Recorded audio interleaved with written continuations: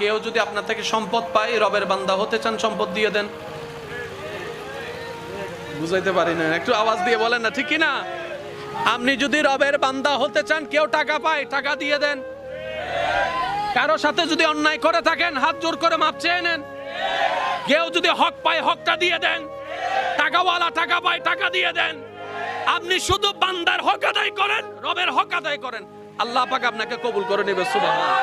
আর একটু জোরে বলেন সুবহানাল্লাহ। এই পাগলগুলা একদম ফেভিকনের মতো জোড়া লাগায় বসছে, তো বসছে, এগুলো উঠবেও না। আমি প্রথমে মনে করছিলাম যে কারণ যাতে গিয়ে কিছু হালকাও বোফানলার ইয়া তো দেখতে আরো জোড়া লাগে গিয়েদের। আল্লাহ আরা বেগুনের হাসরের ময়দানে তো ইল্লে বেগুন এক করতে উঠিবার তৌফিক দান করো, ইল্লে দল বাঁধিয়ে রে জান্নাতে যাবে তৌফিক দান করো। আর কেন জোর হ না, আল্লাহ আরা বেগুনের প্রিয় বান্দা বনিবার তৌফিক দান করুক। তাহলে ভিতরে জগৎ পাল্টানোর দরকার।